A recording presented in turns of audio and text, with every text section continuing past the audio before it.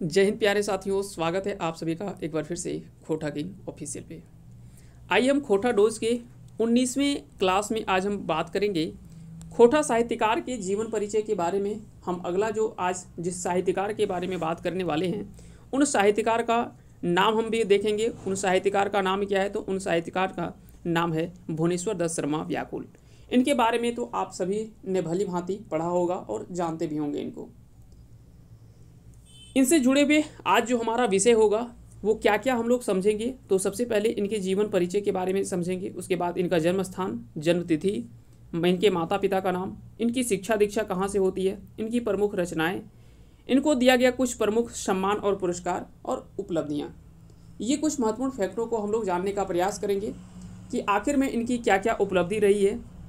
ये सारी चीज़ें हम लोग एक एक करके कवर करने का प्रयास करेंगे। तो आइए सबसे पहले इस साथ ही साथ लास्ट में हम लोग MCQ के माध्यम से कुछ महत्वपूर्ण प्रश्नों को भी हम लोग देखने का प्रयास करेंगे। लेकिन इसके पूर्व में इनसे संबंधित जो भी जीवन परिचय है उन सभी फैक्टरों के बारे में जानने का प्रयास हम लोग करते हैं। भुवनेश्वर दत्त शर्मा व्याकुल जी का जन्म जो है वो एक सामान्य परिवार में इनका जन्म होता है। लेकिन शुरुआत से बचपन से ही इनका मन जो है वो कहीं ना कहीं पढ़ाई लिखाई में लगता तो था, लेकिन इनका मन जो था वो दूसरी ओर था। यही कारण है कि बचपन में ये शुरुआत से ही इनका देखा जाए तो काफ़ी ज़्यादा उत्सुक थे कि हम साहित्यिक रचनाओं के क्षेत्र में जाएं और एक साहित्यकार के रूप में उभर कर आए। इसी दरमियान इनका जैसे जैसे स्टार्टिंग जो भी होता है, शिक्षा दीक्षा इनकी शुरुआत होती है, BA तक ये पहुंचते हैं और फिर डिप्लोमा इन ऑफिस प्रोसीड्योर भी करते हैं, डिप्लोमा भी करते हैं। उसके बाद साहित्यिक क्षेत्र में जब आते हैं तो कई इनका उतार चढ़ाव इनके जीवन में देखने को मिलता है। उसी दरमियान अगर बात करें तो वर्ष 1925 ईस्वी में भुवनेश्वर दत्त शर्मा गांधी जी के संपर्क में आए और स्वतंत्रता आंदोलन में कूद पड़े। बता दें कि ये केवल साहित्यकार के रूप में ही नहीं, ये एक आंदोलनकारी के रूप में भी जाने जाते हैं झारखंड में। वे कई बार जेल भी गए। वर्ष 1930 में जेल में ही उनकी मुलाकात एक हिंदी के प्रसिद्ध रचनाकार रामवृक्ष बेनीपुरी से होती है। तो पहले तो ये 1925 में गांधी जी से इनका मिलन होता है, भेंट होता है और गांधी जी से काफ़ी ज़्यादा प्रभावित भी हुए और स्वतंत्रता आंदोलन में ये भाग लिए।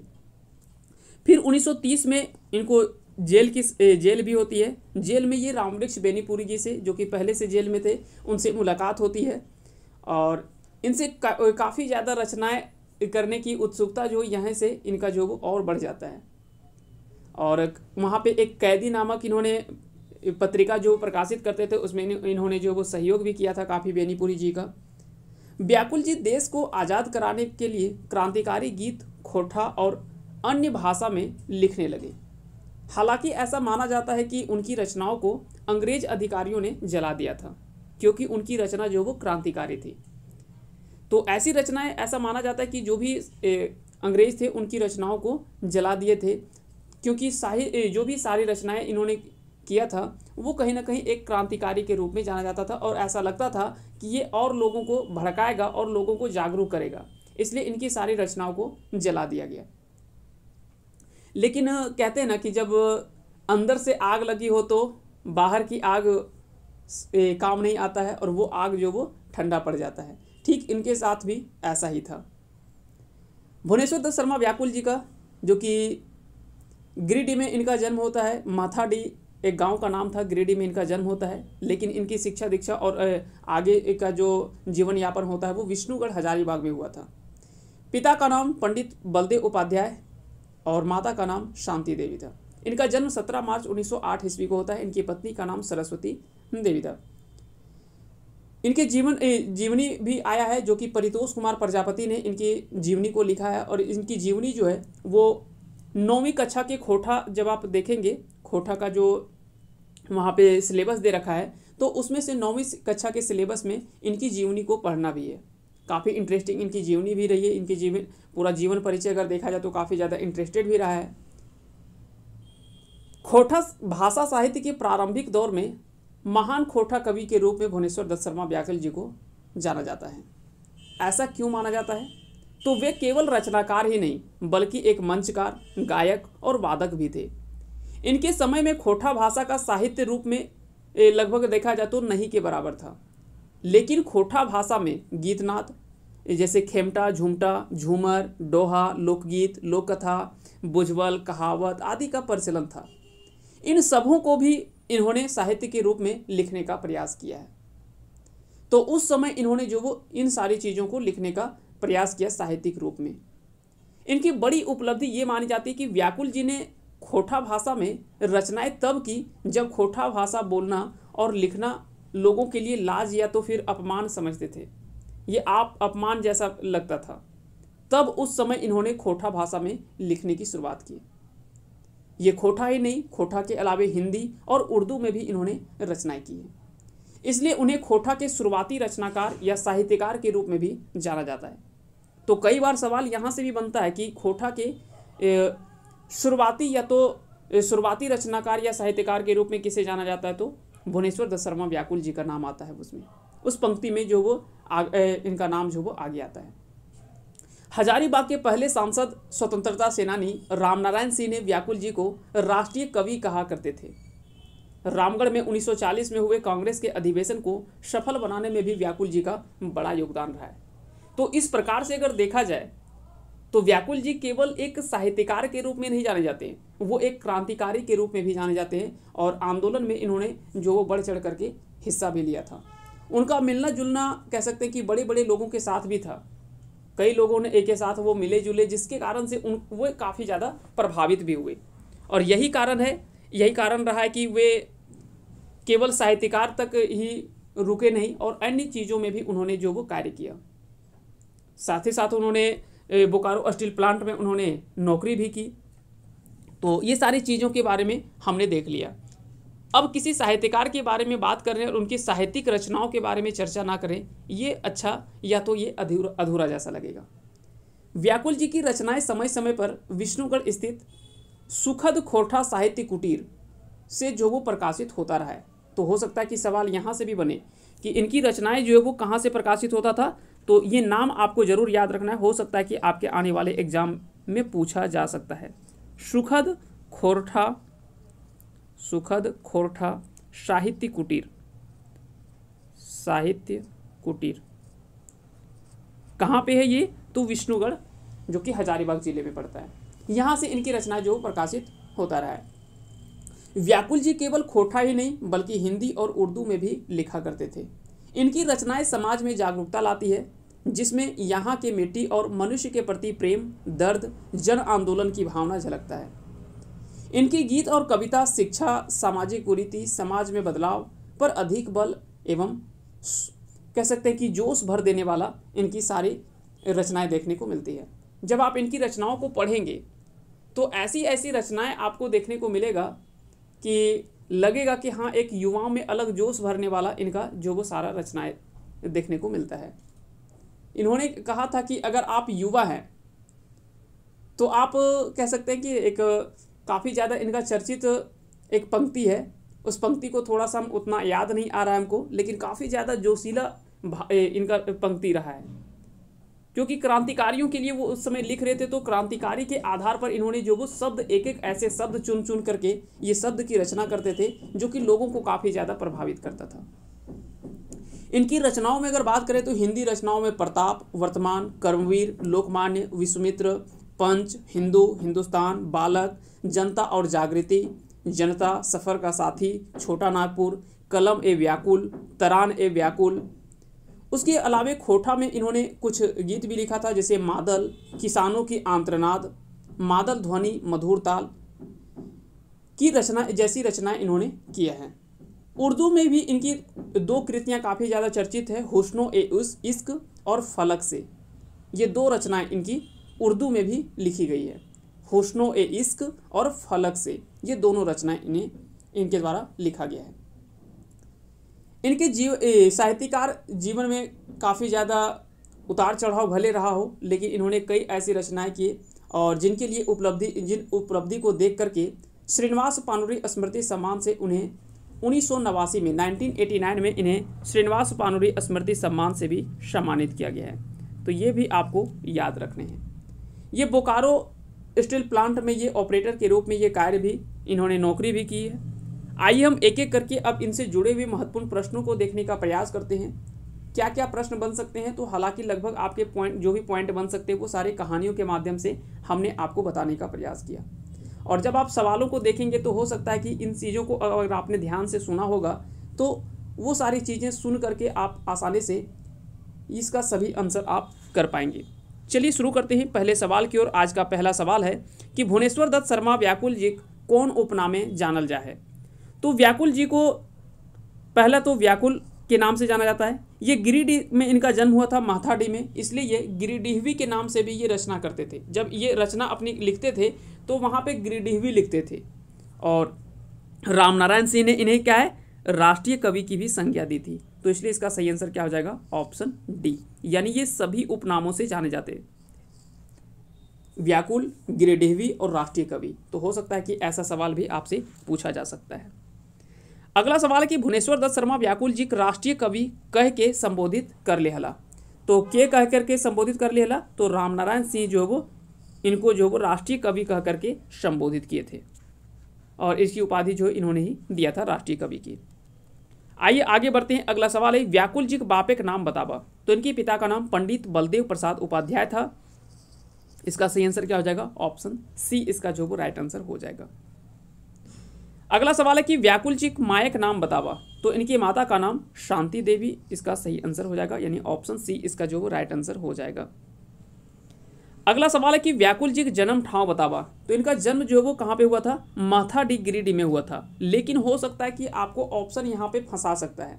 अगर आपको माथाडी गिरिडीह ना दे करके अगर आपको ऑप्शन में विष्णुगढ़ मिले, अगर आपको ऑप्शन में विष्णुगढ़ हजारीबाग अगर आपको ऑप्शन में दिखाई दे तो आप उसको ऑप्शन भी सिलेक्ट कर सकते। लेकिन ये दोनों ऑप्शन नहीं मिलेगा, माथाडी और विष्णुगढ़ ये दोनों ऑप्शन नहीं मिलेगा। या तो माथाडी रहेगा या तो विष्णुगढ़, दोनों में से कोई एक ही ऑप्शन आपको मिलेगा।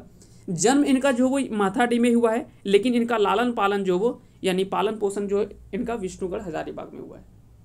तो ये दोनों तरह से सवाल आपसे पूछे जा सकते हैं, इसलिए इन दोनों प्रश्नों को आपके बीच में हमने रख दिया। तो इसमें कंफ्यूज नहीं होना है। माथाडी में इनका जन्म हुआ था, लेकिन विष्णुगढ़ में इनका जो वो आगे की शिक्षा दीक्षा जो भी इनका पारिवारिक जीवन, जो भी परिवार के सदस्य अन्य सदस्य जो भी थे वो सारे यहीं पे रहते थे विष्णुगढ़ हजारीबाग में। और यहीं से इनकी रचनाएं जो वो प्रकाशित भी हुआ करती थी, जिसका नाम हमने आपको बता ही दिया। तो नाम एक बार फिर से हम रिपीट कर देते हैं, उसको आप ध्यान से याद रखेंगे। सुखद खोठा साहित्य कुटीर, सुखद खोठा साहित्य कुटीर, विष्णुगढ़ से इनकी रचनाएं जो वो प्रकाशित हुआ करते थे। चलिए आगे बढ़ते हैं, अगले सवाल की ओर आते हैं। भुवनेश्वर दत्त शर्मा व्याकुल जी के जन्म बच्छर बतावा। तो इनका जन्म 17 मार्च 1908 ईस्वी को इनका जन्म हुआ था, 17 मार्च 1908 ईस्वी को। और इनका निधन, तो डेट और निधन, इनका जन्म और निधन ये दोनों 17 तारीख ही है। तो ये दोनों आपको याद रखने हैं। 17 तारीख को इनका जन्म भी हुआ था और 17 तारीख को ही इनका निधन भी हुआ था। तो ये दोनों चीज़ आपको, एक चीज़ तो आपको कॉमन याद रखने हैं, है ना। चलिए आगे बढ़ते हैं। भुवनेश्वर दत्त शर्मा व्याकुल जी की जीवनी कौन खोठा साहित्यकार लिख लेत। तो इसका जो सही आंसर हो जाएगा वो क्या हो जाएगा, परितोष कुमार प्रजापति ने। परितोष कुमार प्रजापति ने इनकी जो वो जीवनी लिखी है, और यह जीवनी जो वो 9वीं कक्षा में सिलेबस में शामिल किया गया है। 9वीं कक्षा की सिलेबस में जो वो खोठा के सिलेबस में शामिल भी किया गया है इनकी जीवनी को। तो ये भी आपसे सवाल बन सकता है कि इनकी जीवनी जो वो किसके द्वारा लिखा गया है। वर्ष 1930 में व्याकुल जी जखन जेल में हला तखन कौन प्रसिद्ध हिंदी साहित्यकार से मिलल हला। तो इसका सही आंसर हो जाएगा रामवृक्ष बेनीपुरी। इनके बारे में बता ही दिए, और रामवृक्ष बेनीपुरी के बारे में तो आप सभी को भली भांति पता ही होगा, तो बहुत ज़्यादा हम डिटेल में यहाँ पे नहीं जाएंगे। चलिए आगे बढ़ते हैं अगले सवाल की ओर। और राधा कृष्ण के बारे में अगर बात किया जाए तो राधा कृष्ण ये भी झारखंड के हिंदी जाने माने हिंदी साहित्यकार हैं। हेरानंद वात्स्यायन अज्ञे ये भी हिंदी के साहित्यकार है। और रामनारायण सिंह तो ये तो आप सभी को पता ही है इनके बारे में, जो कि हजारीबाग के पहले सांसद और स्वतंत्रता सेनानी के रूप में जाने जाते हैं। आगे बढ़ते हैं अगले सवाल की ओर आते हैं। अगला सवाल है कि कौन बच्छर व्याकुल जी गांधी जी के संपर्क में अयला और स्वतंत्रता आंदोलन में भाग लेला। तो वर्ष 1925 ईस्वी में, है ना, वर्ष 1925 ईस्वी में ये गांधी जी से मिलते हैं, और गांधी जी के संपर्क में आने के बाद ये काफ़ी ज़्यादा प्रभावित होते हैं उनकी बातों से, उनके विचारों से। उसके बाद ये स्वतंत्रता आंदोलन में भाग लेते हैं। और केवल एक नहीं, उस समय का जो समय काल था तो उसमें लगभग कई लोगों ने उसमें भाग लिया था, है ना, जो कि कई आंदोलनकारी, तो सभी का नाम यहाँ पे पॉसिबल तो नहीं है ले पाना, लेकिन कई लोगों ने अपनी अपनी भूमिका जो वो अदा की थी इस राष्ट्रीय आंदोलन में। तो इसका सही आंसर क्या हो जाएगा? 1925 ईस्वी इसका राइट आंसर हो जाएगा। चलिए आगे बढ़ते हैं अगले सवाल की ओर। अगला सवाल है कि व्याकुल जी कौन बच्चर श्रीनिवास पानुरी स्मृति सम्मान से सम्मानित करल गेल है? तो इसका सही आंसर हो जाएगा क्या? 1989 में। 1989 में इनको जो वो श्रीनिवास पानुरी स्मृति सम्मान से इनको सम्मानित किया गया था। तो इसका सही आंसर हो जाएगा 1989। बाकी के श्रीनिवास पानुरी स्मृति सम्मान के बारे में आप सभी को पता ही है, उस पर डिटेल वीडियो भी बना है, तो अगर आपको नहीं पता है तो वो वीडियो भी देख सकते हैं। और साथ ही साथ अगर आपको इसका डिटेल वीडियो अगर आपको देखना है, भुवनेश्वर दत्त शर्मा व्याकुल जी से संबंधित डिटेल वीडियो हमने थ्योरी, सिर्फ केवल थ्योरी सेशन पे ही हमने वीडियो बनाया है, उसका लिंक जो वो इस वीडियो के डिस्क्रिप्शन में डाला हुआ है। अगर आपको पूरा डिटेल में जाना है तो वहाँ से आप उन चीज़ों को देख लें, वहाँ से भी आप चाहे तो कंप्लीट पूरा आप चाहे तो इनके जीवन परिचय से संबंधित सारी चीज़ों को आप समझ सकते हैं। तो उसका भी वीडियो का लिंक जो वो दिया हुआ है डिस्क्रिप्शन में, आप वहाँ से भी जा करके देख सकते हैं। चलिए आगे बढ़ते हैं अगले सवाल की ओर। अगला सवाल है भुवनेश्वर दत्त शर्मा व्याकुल जी कौन जगह नौकरी करो हला? तो भुवनेश्वर दत्त शर्मा व्याकुल जी ये बोकारो स्टील प्लांट में ये नौकरी करते थे, है ना। तो इसका जो सही आंसर हो जाएगा वो क्या हो जाएगा? सही, इसका राइट आंसर हो जाएगा ऑप्शन बी, इसका जो वो सही आंसर हो जाएगा। अब वहाँ पे वो किस पद पर? तो ये ऑपरेटर के रूप में वहाँ पे कार्य करते थे, क्योंकि इन्होंने डिप्लोमा किया हुआ था, है ना। तो इसलिए इसका सही आंसर क्या हो जाएगा? ऑप्शन बी, इसका राइट आंसर हो जाएगा। और ऐसा माना गया है कि खोटा के अगर कई ऐसे साहित्यकार हैं जो कि बोकारो स्टील प्लांट में उस समय नौकरी किया करते थे। कई ऐसे साहित्यकार हैं, लगभग आपको हम 10 से 15 ऐसे साहित्यकार को गिना सकते हैं जो कि बोकारो स्टील प्लांट में वो नौकरी किया करते थे। और कुछ ऐसे साहित्यकार हैं जो कि आज भी नौकरी कर रहे हैं बोकारो स्टील प्लांट में। तो ऐसे भी कुछ साहित्यकार हैं, तो उसके बारे में एक डिटेल वीडियो हम कभी उस पर ले आएंगे, उस पर एक अलग टॉपिक पे एक वीडियो ही हम अलग से ले आएंगे। चलिए आगे बढ़ते हैं, अगले सवाल की ओर आते हैं। अगला सवाल है कि एकर में कौन रचना व्याकुल जी के लिखल नाय ला गए? इनमें से कौन सी रचना जो है वो व्याकुल जी के द्वारा नहीं लिखा गया है? मादल तो ये लिखा गया है, किसानों के आंतरनाद और मादल ध्वनि मधुर ताल, ये तीनों रचनाएं तो लिखा गया है। लेकिन मायक डाक अगर बात किया जाए तो यह रचना जो वो चितरंजन महतो चित्रा जी की अप्रकाशित रचना है। चितरंजन महतो चित्रा जी के द्वारा लिखा गया यह एक उपन्यास है जो कि जिसका अर्थ होता है माँ की पुकार। मायक डाक यानी डाक का अर्थ होता है, ये डाक खोटा शब्द है, और डाक का अर्थ होता है पुकारना। जैसे नहीं बोलते कि ओकरा डाक दी चाचे काकी के डाक दी, यानी बुला दो। तो माँ की पुकार यह किसके द्वारा लिखा गया है? तो यह एक उपन्यास है और इसको लिखा है चितरंजन महतो चित्रा ने, ना कि व्याकुल जी ने लिखा है। तो इसका बी आंसर हो जाएगा। बाकी तीनों रचनाएं जो वो व्याकुल जी के द्वारा लिखा गया, और ये तीनों रचनाएं जो वो खोटा में लिखी गई रचनाएं हैं, है ना। तो ये तीनों खोटा का गीत है। चलिए आगे बढ़ते हैं, अगले सवाल की ओर आते हैं। और आज का ये आखिरी सवाल है और इसका आंसर आपको कमेंट करके बताना है। थोड़ा सा आपको हिंट कर दिए थे, लेकिन यहाँ ऑप्शन देखेंगे तो यहाँ पे बोलेंगे तो यहाँ पे तो ऑप्शन में थोड़ा सा चीटिंगबाजी है। यहाँ तो चारों में 17 तारीख लिखा हुआ है। आपने एक तो बता दिया कि 17 तारीख को इनका निधन भी हुआ था और जन्म भी 17 तारीख को हुआ था, लेकिन किस ईस्वी को हुआ था और कौन सा माह में हुआ था? तो माह भी यहाँ पे सब में सितंबर ही है, तो 17 सितंबर तो इसका आंसर ये हो गया। अब आपको बताना कि वो वर्ष कौन सा था जिस वर्ष इनका निधन होता है। और ऐसा माना जाता है कि खोटा साहित्य ही नहीं, खोटा हिंदी, ये दोनों साहित्य जगत में एक बड़ी क्षति के रूप में माना जाता है इनके निधन के बाद। तो उम्मीद करते हैं कि आज का वीडियो सेशन आप सभी को पसंद आया होगा, और आई होप आपने एंजॉय किया होगा और इन चीज़ों को समझने का प्रयास भी किया होगा। और यहाँ से जो भी प्रश्न बन सकते थे वो सारे प्रश्नों को भी आपने आसानी से हल किया होगा। अगर आपको यह वीडियो सेशन अच्छा लगा तो इस वीडियो को लाइक करें। अगर आपको अच्छा नहीं लगा हो तो फिर भी लाइक कर दीजिए, थोड़ा सा मेहनत लगता है इस पर। उसके बाद काफ़ी ज़्यादा डाटा ऐसे होता है जो कि डाटा संग्रह करने में काफ़ी ज़्यादा परेशानी होती है। आप सभी को पता है कि खोटा का डाटा जल्दी से उतना ज़्यादा ना किसी किताब में अच्छा से ढंग से मिल पाता है, ना ही नेट पे आपको अवेलेबल है। तो डाटा संग्रह करने में काफ़ी ज़्यादा मशक्क़त करनी पड़ती है। फिर भी हम लोगों का प्रयास यही रहता है कि आप लोगों के बीच में सही और सटीक डाटा पहुंचाया जाए ताकि आप सभी को मदद हो सके और यही प्रयास हमेशा जारी रहेगा। तो इसके लिए एक वीडियो कम से कम एक बार लाइक अवश्य करें और साथ ही साथ अगर अच्छा लगे तो अपने दोस्तों के पास पहुंचाने का प्रयास भी करें, शेयर भी करें। तो चलिए मिलते हैं अगले वीडियो में। तब तक के लिए आप सभी को एक बार फिर से हमारे साथ अंत तक बने रहने के लिए बहुत बहुत धन्यवाद।